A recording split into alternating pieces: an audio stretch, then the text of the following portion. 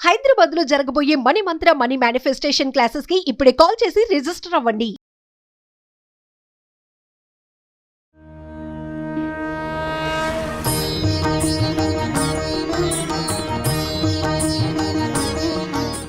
జై శ్రీమన్నారాయణ.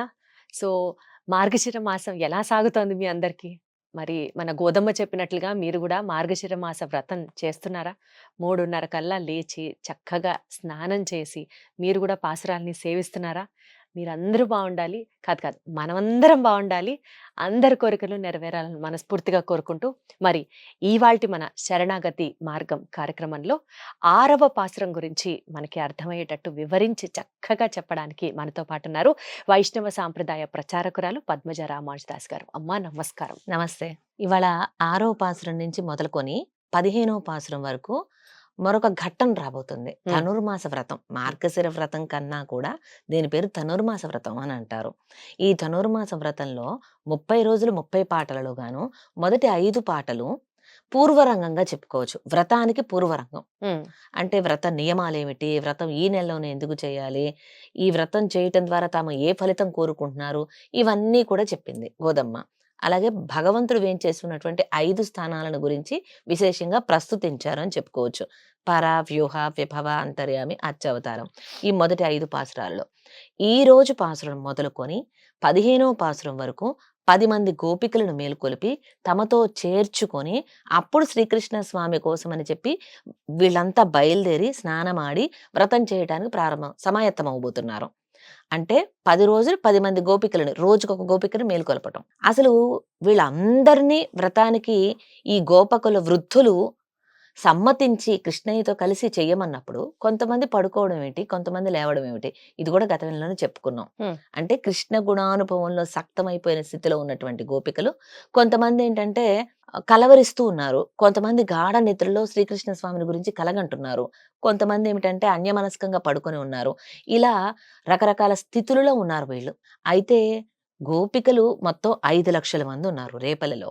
5 లక్షల మంది ఉన్నప్పుడు 10 మంది లేకపోతే ఏమైందండి? మన గోదా గోపిక వెళ్ళిపోవచ్చు కదా నోముకి. ఎందుకు ఆ 10 మందిని కూడా కలుపుకోవాలనుకుంటుంది అంటే, ఒక్క గోపిక లేకపోయినా గోష్ఠి వెలవెలబోతున్నట్లు ఉంటుంది.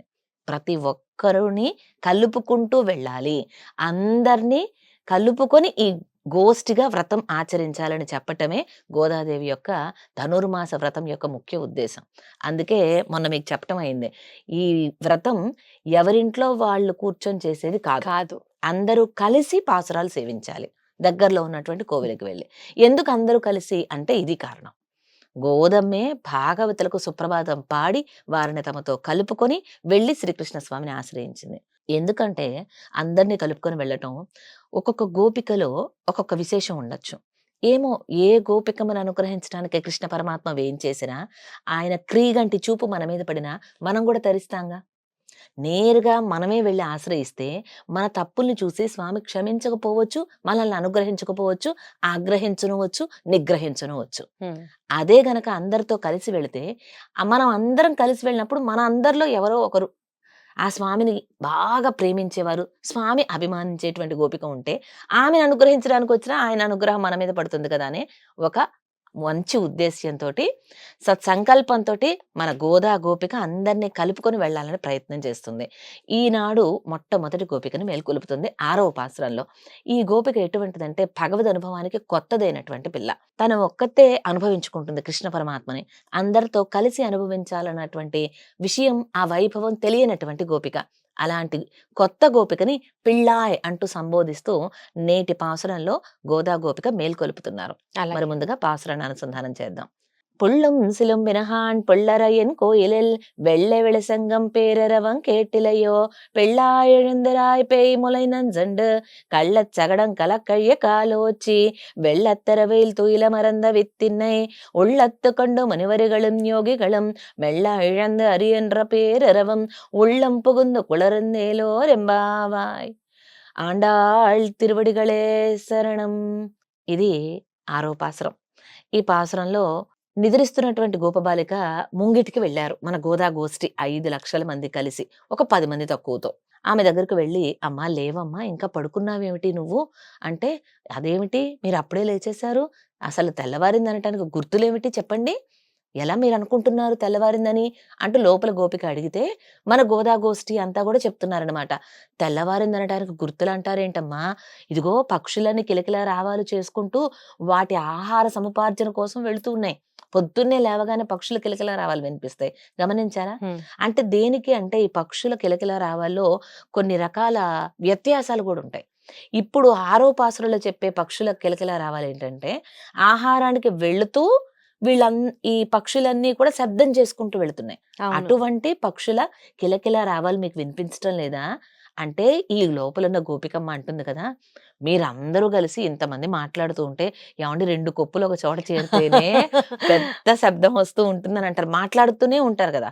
మరి 5 లక్షల మంది గోపికలు అందరూ కలిసి మాట్లాడుతుంటే ఆ పక్షులు కూడా తెల్లవారింది అనుకుంటున్నాయేమో. అది తెల్లవారింది అనటానికి గుర్తు కాదు. ఇంకోటి ఏదైనా చెప్పండి, ఇంకా తెల్లారలా, మీరు భ్రమిస్తున్నారు అంటూ లోపలమ్మ చెప్పింది.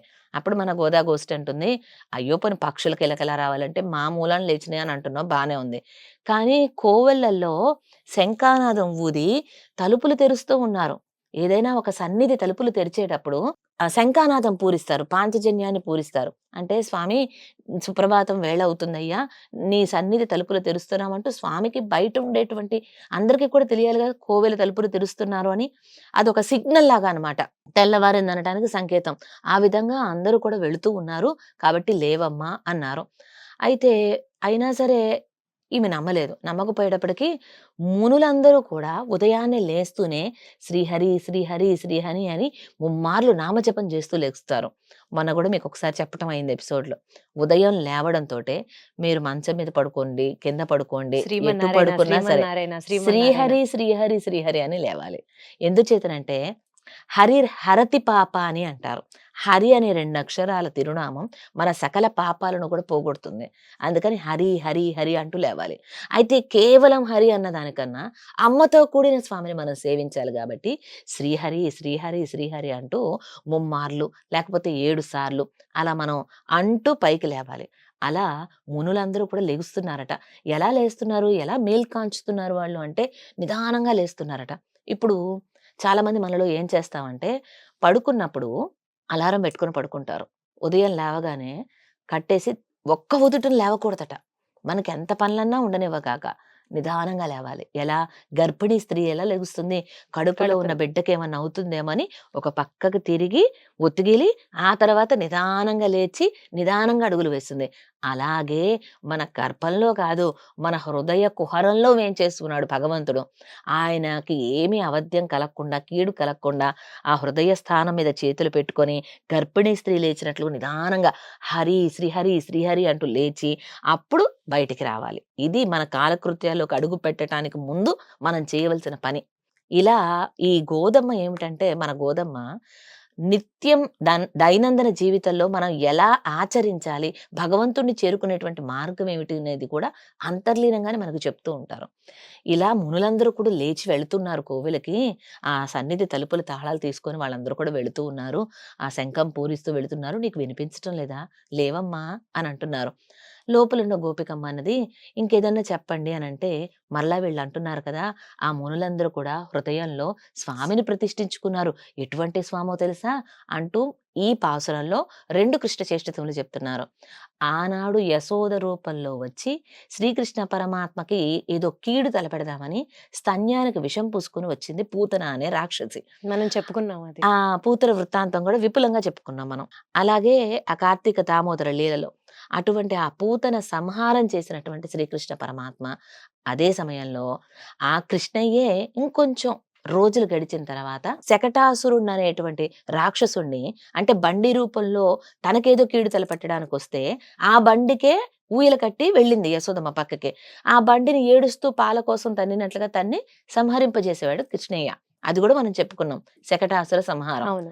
అటువంటి పూతన సంహారం, శకటాసుర సంహారం చేసినటువంటి అదే శ్రీకృష్ణ పరమాత్మ పాలకడిలో శేష తల్పం మీద అలా భక్తుల లోక సంరక్షణార్థం ఆ చింతనలో యోగ నిద్రలో వేంచేస్తున్నాడు. అటువంటి స్వామిని, ఇది క్షీరాబ్దినాథుణ్ణి తమ హృదయాలలో వేంచేపు చేసుకొని ఈ మునులందరూ కూడా కోవెలకు బయలుదేరుతూ ఉన్నారు. ఆ యొక్క విశేషాన్ని మేము విని మేము కూడా వాళ్ళు హరి హరి అంటూ ఉంటే మా హృదయాలన్నీ కూడా చల్లబడ్డాయి. అంటే ఈ సంసారం అనేటువంటి తాపాన్నంతటిని కూడా పోగొట్టుకున్నటువంటి వారమై మేము కూడా చల్లబడినటువంటి వాళ్ళమై ఆ కృష్ణయ్యని చేరుకోవాలని లేచి వచ్చాము. ఇంకా నువ్వు ఆలస్యం చేస్తున్నావు ఏంటమ్మా, లేచి మాతో కలువు, అందరం కలిసి వెళ్ళి శ్రీకృష్ణ స్వామిని మేల్కొలిపే ప్రయత్నం చేద్దాము. ఆ స్వామి దగ్గరికి కూడి వెళ్ళి అందరం కలిసి వ్రతమాచరిద్దాం, లేచిరా అమ్మా అంటూ ఈనాటి 6వ పాసురంలో మొట్టమొదటి గోపికమ్మను, అంటే భాగవత శేషత్వం అంటే భాగవతుల పట్ల ఎలా ఉండాలి అనేది పూర్తిగా తెలియనటువంటి గోపిక, కొత్త గోపిక. అటువంటి గోపికను తమలో చేర్చుకొని ముందుకు సాగుతున్నారు. అంటే ఎవరికైతే భక్తి లేదా ఇప్పుడిప్పుడే ఆ మార్గంలోకి వస్తున్న వస్తున్నారు. వారికి కూడా కొంచెం ఎంకరేజింగ్ గా ఉండడానికి ఈ రకంగా కలుపుకొని వెళ్తున్నారు అని చెప్పబడింది ఈ పాసురంలో. చెప్పారు ఖచ్చితంగా. అలా అందరినీ కలుపుకొని వెళ్ళాలి. ఉమ్. తెలియని వాళ్ళకి తెలియజెప్పాలి, తెలిసిన వాళ్ళ దగ్గర నుంచి తెలుసుకుంటూ ఉండాలి. మన ఆచరణ నలుగురికి స్ఫూర్తిదాయకంగా ఉండాలి. ఆ విధంగా అందరినీ కలుపుకొని గోష్ఠిగా భగవంతుని ఆశ్రయించాలని మన గోధుమ ముఖ్య ఉద్దేశ్యం. అందుకని అంటారు కదమ్మా, గుడికి వెళ్ళేటప్పుడు కూడా ఎవరినన్నా తీసుకొని వెళ్తే వాళ్ళకి దేవుణ్ణి చూపించిన పుణ్యం కూడా మనకే లభిస్తుంది అని చెప్తారు. అది ఒకటి. వీళ్ళు చెప్పే స్నానము నీరాటానికి రండి అని పిలుస్తుంది కదా గోదమ్మ. ఎటువంటి స్నానం అంటే భగవద్ గుణానుభవంలో మునిగే స్నానం. సముద్రంలో కానీ నదిలో కానీ మీరు వెళ్ళేటప్పుడు ఒకళ్ళే వెళ్తారా, నలుగురు చేతులు పట్టుకొని వెళ్తారు. గమనించండి. అంటే ఆ ప్రవాహాల్లో కొట్టుకుపోకుండా మునిగిపోకుండా ఒకళ్ళకొకళ్ళు సాయం. అలాగే భగవంతుని కళ్యాణ గుణాలలో మునగటం అనే స్నానం ఇది. పైకి నీరాటం అని చెప్పిన అంతరార్థం ఇది. అర్థమైందమ్మా. అలాగే ఈ రోజు మనకి ఈ పాసురంలో శ్రీహరి అనే నామాన్ని ఇచ్చింది గోదమ్మ. కాబట్టి రేపటి వరకు శ్రీహరి శ్రీహరి శ్రీహరి అంటూ చక్కగా నామానుసంధానం చేద్దాం. తప్పకుండా. ఆండాళ్ తిరువడిగళే శరణం.